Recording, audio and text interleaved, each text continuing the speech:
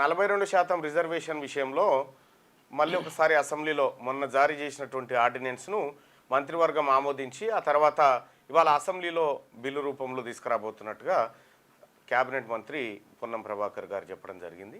So దాని ద్వారా ఏం జరుగుతుంది అయితే వాళ్ళు క్యాబినెట్లో నిర్ణయం తీసుకొని పెట్టబోతున్నారని చెప్పంగానే ఒక 2-3 బీసీ నాయకులు స్వాగతిస్తున్నాం, ఇంకా పాలాభిషేకాలు దాకా పోలే కానీ స్వాగతిస్తున్నాం దాకా ఆగిరు, చప్పట్లు స్వాగతిస్తున్నాం దాకానైతే వచ్చేసారు. ఇక రేపో మాపో మళ్ళీ అక్కడి నుంచి పిలుపు రాగానే మళ్ళీ బుక్కేలు పట్టుకొని ఉరుకుతారేమో నాకు అర్థం కాదు అడుగుతా ఉన్నా. కానీ సో ఏంది ఈ 42% రిజర్వేషన్ ఏంది? నిజంగా వీళ్ళు ఇచ్చేటువంటి జీవో ఏదైతే ఇస్తా అంటున్నారో ఈ జీవో ద్వారా 42% రిజర్వేషన్ వస్తుందా? ఎంతవరకు సాధ్యం ఉంది, ఎంతవరకు అసాధ్యం? సో గతంలో ఎప్పుడైనా జరిగిందా? ఉన్న ఆప్షన్స్ ఏంటి? వీటన్నిటి గురించి బీసీలు సరే నాయకుల కంటే కొంత ఒకరిద్దరికి తెలియకపోవచ్చు కానీ బీసీ ప్రజలకైతే తెలవాలి కదా ఏందనేది. అయితే 2018లో కేసీఆర్ ఏం చేసిందంటే ఆర్టికల్ 285A సవరించి మొత్తం రిజర్వేషన్లు 50% మించకూడదు అనేటువంటిది ఓ స్లాబ్ తీసుకొచ్చిండు. అంటే బీసీలకు ఉన్నటువంటి రిజర్వేషన్ను తగ్గించిండు. ఎవరు? కేసీఆర్. ఓ 10% రిజర్వేషన్ తగ్గించి బీసీల రిజర్వేషన్ అంటే బీసీల కొంప ముంచిండు. అప్పట్లో ముంచి దాన్ని 33 ఉంటే 22.73% తీసుకొచ్చిండు. దాదాపు 23కు 10% పైగా తగ్గించేసి 33% ఉన్న రిజర్వేషన్ను 23 అంటే 22.7 అట్లా తీసుకొచ్చింది అన్నట్టు. 23% తీసుకొచ్చిన మహానాయకుడు కేసీఆర్ గారు. అసలు ఇప్పుడు దాన్ని మళ్ళీ మేము సవరిస్తాం అనేటువంటి మాట చెప్తా ఉన్నారు. అసలు కేసీఆర్ ఎందుకు సవరించిండు? అయితే 50% స్లాబ్ కాడికి తీసుకొచ్చిండు. పంచాయతీ రాజ్ చట్టం 2018 పంచాయతీరాజ్ చట్టం 2018 దీంట్లో 285A దీని ప్రకారం రిజర్వేషన్లు స్థానిక సంస్థల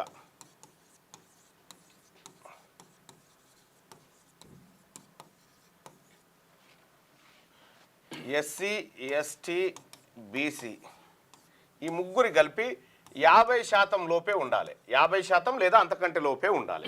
ఇది దాటకూడదు అనేది మహానాయకుడు తెలంగాణ జాతిపితగా ఆయన ఎలుగొందుతున్నటువంటి కేసీఆర్ పుణ్యాత్ముడు చేసినటువంటి పాపం ఇది. జాతి ప్రేత. అప్పటికి మన రిజర్వేషన్ ఎంత ఉండే? 33 ఉండే బీసీలకు. ఇది తీసుకొచ్చి ఏం చేసిండంటే 23కు తెచ్చిండు కేసీఆర్. 23కు తెచ్చి దీంట్లో పెట్టిండు. అయితే ఇప్పుడు తెలంగాణ రాష్ట్ర ప్రభుత్వం ఏమంటున్నది అంటే మేము ఈ 285Aను సవరిస్తాం, ఇందులో 50% అనేది కొట్టేసి ఇందులో నిబంధన లేకుండా చూస్తామనేది ఇప్పుడు జీవో జారీ చేస్తాం అట్లా అనేది రాష్ట్ర ప్రభుత్వం చెప్తున్నటువంటి మాట. ఇప్పుడు ఆర్డినెన్స్ ద్వారా బిల్లు పెడతామని చెప్తా ఉన్నాం. మరి దీని ద్వారా సాధ్యమా? దీని ద్వారా ఎంతవరకు సాధ్యమవుతుంది అంటే మీకు ఇది చెప్పే కంటే సరే ఇది చెప్పినాక కథ చెప్తా ఎట్లుంటుంది కథ అనేది. 50% సాధ్యమా? అయితే సుప్రీంకోర్టు నిబంధన ఒకటి ఉంది. సుప్రీంకోర్టు నిబంధనలు పెట్టింది. దాంట్లో 50% స్లాబ్ ట్రిపుల్ టెస్ట్ అని పెట్టింది. ట్రిపుల్ టెస్ట్కు లోబడి 50 ఈ ట్రిపుల్ టెస్ట్లో 3 టెస్టులు ఉంటాయి. అందులో ఒక టెస్ట్ ఏం చెప్తుందంటే రిజర్వేషన్లు ఎట్టి పరిస్థితుల్లో 50% మించకూడదు. 50%కి మించకూడదు.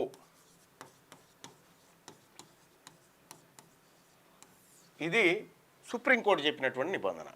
ఈ నిబంధన దాటి ఇంక నువ్వు ఏ జీవోలు ఇచ్చినా ఉత్తయ్య కథ, నువ్వు ఏ బిల్లులు తెచ్చినా ఉత్తయ్య. అయితే ఇక్కడ అగ్రవర్ణాలకు ఈడబ్ల్యూఎస్ రిజర్వేషన్ విషయంలో అప్పటికే 50 దాటిపోయింది.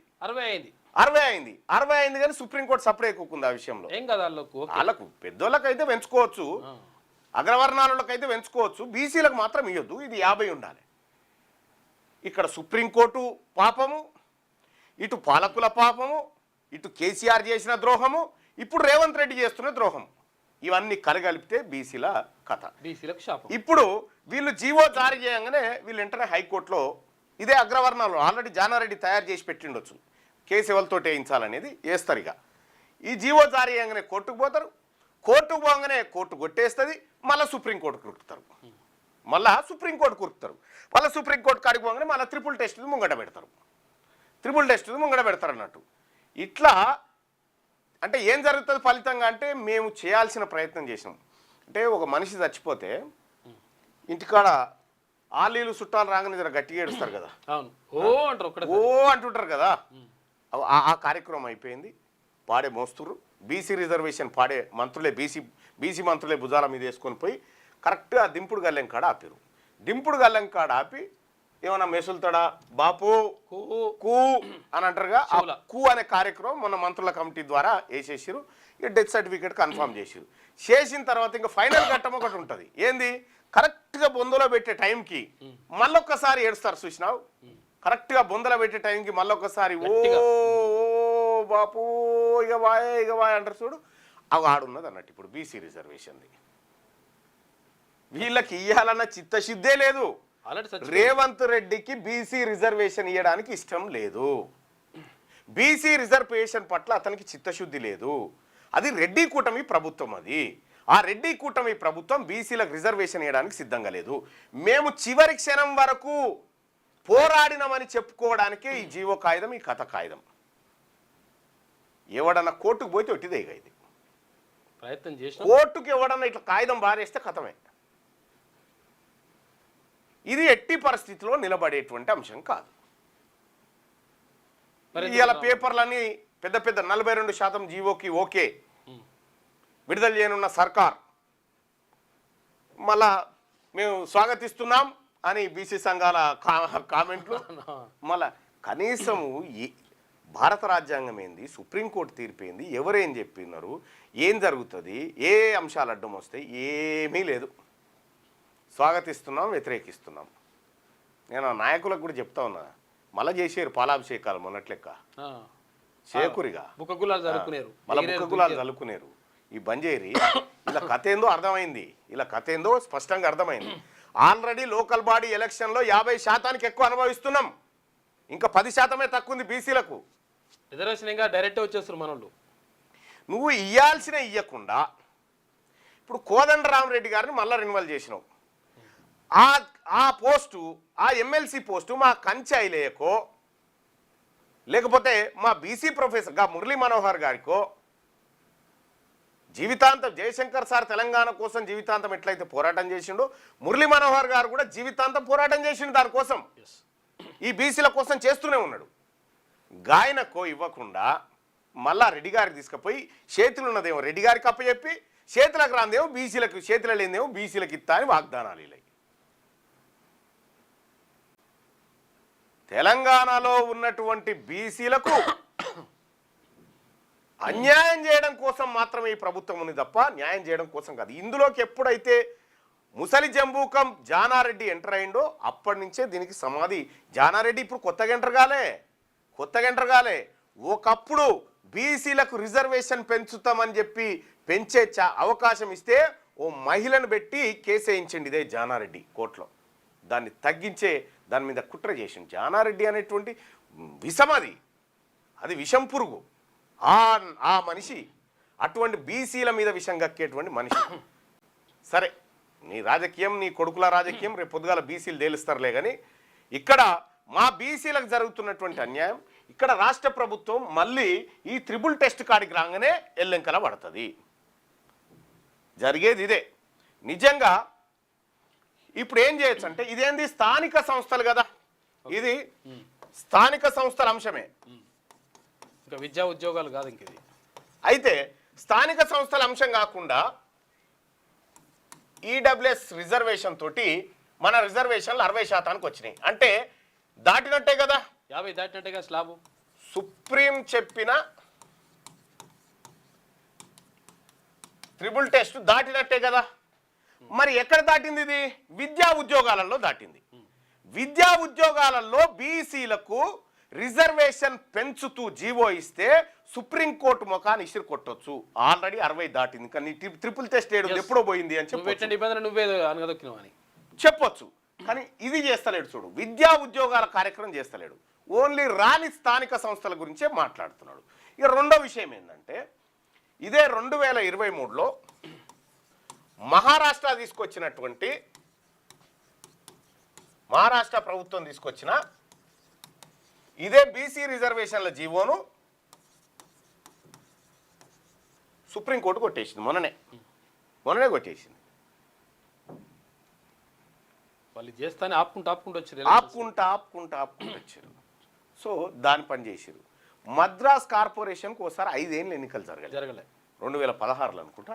అంటే టైం అయిపోయిన తర్వాత 5 ఏళ్ళు జరగలే. మళ్ళా ఇక్కడ నిధులు ఆగిపోతున్నాయి. కేంద్రం నుంచి ఫీజు రియంబర్స్మెంట్ బకాయిలు పెండింగ్ ఉన్నాయి. 6,000 కోట్లు, 1,300 కోట్లు ఆరోగ్యశ్రీ బకాయిలు పెండింగ్ ఉన్నాయి. ఈ రాష్ట్ర ప్రభుత్వం కట్టాలి. ఆరోగ్యశ్రీ ఆరోగ్యశ్రీ బంద్ అట, రేపో మాపో. నిన్న నుంచే ఆరోగ్యశ్రీ సేవలు బంద్ దిగ్విజయంగా తెలంగాణ రాష్ట్రంలో. ఇక్కడ ఒంటె పెదవులకు నక్కాశ పడ్డట్టుగా మనల్ని రానికాడబెట్టి ఇప్పుడు ఈయన కోదండరామిరెడ్డి గారికి ఇచ్చినటువంటి ఎమ్మెల్సీ పదవి కంచైలయ్య గారికి ఇస్తే ఏ రాజ్యాంగం అడ్డుకోదు, ఏ సుప్రీంకోర్టు కూడా దాన్ని వ్యతిరేకించదు. కానీ అల్కగిచ్చేటి ఏమో ఆల్లోలకు ఏ ఇబ్బంది లేకుండా, మిగతా ఏమో బీసీలకు రాని చందమామ రావే జాబిల్లి రావే అని పిలుస్తూ ఉంటాడు అన్న. 42% రావే, కొండెక్కి రావే, 42% దేవే, బీసీలకి ఇయ్యవే. గింతే, చందమామ వచ్చేది లేదు, ఇల్లు ఇచ్చేది లేదు. పిలువనైతే పిలిచినాం కదనా, ఎంత మంచి జోలపాట బాణ్యమే. ఇక మీరు పంచుకోరు, మేము కష్టపడ్డందుకు మాకు ఓట్లు వేయరు. ఇప్పుడు ఇలా కార్యక్రమం అది. అందుకోసమే బీసీ ప్రజలారా, బీసీ పొలిటికల్ పార్టీ మరో 2-3 రోజుల్లో అనౌన్స్ చేయబోతా ఉన్నాం. లాంచింగ్ ఉంది. సో బీసీ ప్రజలారా, వీళ్ళ కుట్రలు, వీళ్ళ కుతంత్రాలు, ఈ అగ్రవర్ణ పార్టీల ఆలోచనలన్నీ స్పష్టంగా అర్థమైపోయినాయి. వీళ్ళు మనకేమీ చేయరనేది మనకు అర్థమైంది. కాబట్టి బీసీలు రాజకీయంగా అధికారంలోకి వస్తేనే మన బతుకులు మారుతాయి. మన బీసీ సర్పంచులు కావాలి, మన బీసీ వార్డు మెంబర్లు, బీసీ ఎంపీటీసీలు, జెడ్పీటీసీలు, కార్పొరేషన్ చైర్మన్లు, బీసీ జెడ్పీ చైర్మన్లు కావాలి, వైస్ చైర్మన్లు కావాలి, ఎమ్మెల్సీలు కావాలి, ఎమ్మెల్యేలు కావాలి, మంత్రులు కావాలి. ఇన్ని పదవులు ఈ బీసీల దగ్గరికి రావాల్సిందే. ఇది ఒక్కటే మార్గం. అవే వాళ్ళ దగ్గర పెట్టుకొని ఆడుతున్నారు కదా, అవేదో మన దగ్గర పెట్టుకొని ఆడదాం. ఈడబ్ల్యూఎస్ రిజర్వేషన్ కోత పెట్టాల్సిందే. 7-8% లేని వాళ్ళు 10% రిజర్వేషన్ తీసుకుంటారు. 60% పైగా ఉన్నటువంటి బీసీలకు 42% ఇవ్వడానికి ఇలా నాటకాలు చూడరు ఎట్లున్నాయో.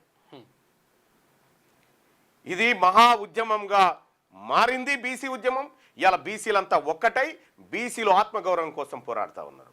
మారింది కాబట్టి ఇప్పుడు జూబ్లీ హిల్స్ లో బీసీని పెట్టేస్తారట. ఇప్పుడు బీసీ అభ్యర్థిని పెడతారట. ఇప్పుడు జూబ్లీ హిల్స్ ఉప ఎన్నికల అజారుద్దీన్ బీసీ, మా బీసీ బిడ్డ ఎమ్మెల్సీ ఇచ్చేసారు.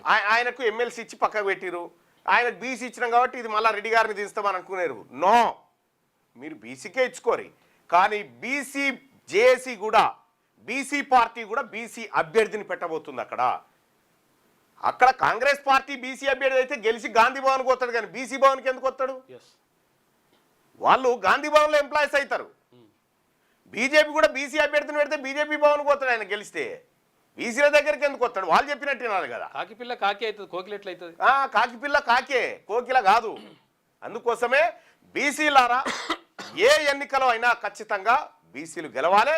మన ఓట్లు మీ ఓట్లు అయితే వద్దాయా? దయచేసి మీరు పొరపాటున కూడా జర అద్దాలు సరి చేసుకొని మాకు వేయకుండా చూసుకోరు. మా పవిత్రమైన ఓట్లు మాకు సరిపోతాయి. మా ఎస్సీ, ఎస్టీ, బీసీ, మైనార్టీల ఓట్లు అద్భుతమైనటువంటి ఓటు బ్యాక్ ఉంది, అవి సరిపోతాయి మాకు. ఏం నాటకాలు, ఏం డ్రామాలు! మాకు పిడికెడు మెతుకులు పెట్టే కాడ గిన్ని డ్రామాలా? మా బిడ్డలకు ఉద్యోగాలు వస్తాయంటే, మా బిడ్డలకు విద్యాసంస్థలో అవకాశాలు దొరుకుతాయని చెప్పి నమ్మించి నయవంచన చేస్తే ఊరుకునేదే లేదు. పెట్టురు, మీరు ఏం బిల్లు పెడతారో పెట్టురు, ప్రజాక్షేత్రంలో మాట్లాడుకుందాం. ఈ అసెంబ్లీ సమావేశాలు పెట్టింది కాళేశ్వరంలో అవినీతి జరిగింది, గోసి రిపోర్టు కోసం పెట్టినట్టుకుంది. బీసీ రిపోర్ట్ల కోసం ఏం కాదు గోసిది. కాబట్టి ఈ కార్యక్రమాలు జరుగుతూ ఉన్నాయి. ప్రజలారా అప్రమత్తంగా ఉండాలా. ఇప్పటికైనా నమ్ముతుర్రా మీరు? చెప్పురు పోని, నిజంగా రేవంత్ రెడ్డి బీసీలకు రిజర్వేషన్లు ఇస్తాడని మీరు నమ్ముతున్నారా?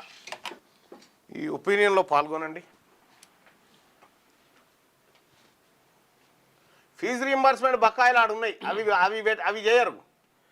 నిజంగా రేవంత్ రెడ్డి బీసీలకు 42% రిజర్వేషన్లు ఇస్తాడని మీరు నమ్ముతున్నారా? మీ ఒపీనియన్ తెలియజేయండి. అన్నా వాళ్ళు దొంగలు. జన్మదిన శుభాకాంక్షలు రవీందర్ అన్న. ఇవాళ మా PA Ravinder birthday. Happy birthday to you Ravi. Comment రూపంలో కూడా తెలియజేయండి. ముగ్గురు పిల్లలు ఉన్న వారు పోటీ చేయొచ్చా లేదా కొంచెం చెప్పండి. దాని మీద క్లారిటీ లేదు. ఎందుకంటే ముగ్గురు పిల్లలు ఎవరికి ఎక్కువ ఉంటారు? బీసీలలో ఎక్కువ ఉంటారు. బీసీల అవకాశాలు తగ్గియాలి కదా. ఇప్పుడు ముగ్గురు పిల్లల నిబంధన ఎత్తేస్తే ఎక్కువ మంది పోటీ చేసే ఛాన్స్ ఉంటుంది కదా. అమ్మో వీళ్ళు పోటీలు చేస్తారా, వీళ్ళని ఇక్కడే ఫిల్టర్ చేయాలని, ఇగో ఇట్లా అన్నట్టు ముగ్గురు పిల్లల నిబంధన ఎత్తేయాలని చెప్తుంటే దాని మీద లేదు, క్యాబినెట్లో చర్చ లేదు, ఎక్కడ లేదు. అంత పెద్ద డ్రామా ఆర్టిస్ట్ని ఎక్కడ చూడరు మీరు. ఇప్పుడు రేవంత్ రెడ్డి గారి కథ ఎట్లుంటుందంటే, పరిస్థితులు ఆపోజిట్ పక్షాన ఉన్నాయనుకో, ఆపోజిట్ పోయి సిగ్గుందా గవర్నమెంట్కు, మాకు లేదయ్యా అని ఆయనే తిట్టుకుంటాడు అన్నట్టు. మాకు లేదయ్యా అని ఆయనే తిట్టుకుని, నువ్వు తిట్టకంటే ముందు ఆయన తిట్టుకుంటాడు అన్నట్టు. అరే ఆయనే తిట్టుకున్నారా భయ్, పెద్ద మనిషి తిట్టుకున్నాక మనకేంద్ర అనే ఫీలింగ్ కల్పిస్తాడు అన్నట్టు. అదంతా యాక్టింగే. స్థానిక సంస్థల ఎన్నికల్లో పోటీ చేసే వారికి ముగ్గురు పిల్లలని ఉన్న వారు పోటీ చేయొచ్చా లేదా ఇంకా క్లారిటీ రాలేదు. బీసీజేఎస్గా మేము డిమాండ్ చేస్తా ఉన్నాము, అయినా కూడా ఇప్పటి వరకు స్టడీ సపోర్ట్ లేదు రేవంత్ రెడ్డి దగ్గర. ఇట్లా ఇప్పుడు ముగ్గురు పిల్లల నిబంధన ఎత్తేస్తే బీసీలకు న్యాయం జరుగుతుంది కదా, ఎక్కువ మంది పోటీ చేసే ఛాన్స్ వస్తుంది కదా. ఆ ఛాన్స్ రానియకుంటూ అడ్డుకుంటున్నట్టు. ఇది ఇచ్చే కాడనేవో లేదు. ఈ నిబంధన ఎత్తేస్తే సుప్రీంకోర్టు ఏం అడ్డుకోదు, హైకోర్టు ఏం అడ్డుకోదు, కేంద్ర ప్రభుత్వం అడ్డంకులు ఏం లేవు. స్టేట్ గవర్నమెంట్ నిర్ణయం తీసుకోవచ్చు. ఈ స్టేట్ గవర్నమెంట్ నిర్ణయం తీసుకునే కాడనేమో తీసుకోడు, లేని దానికోసం మనకు సూటి పెట్టి చూపిస్తుంటుంది అన్నట్టు.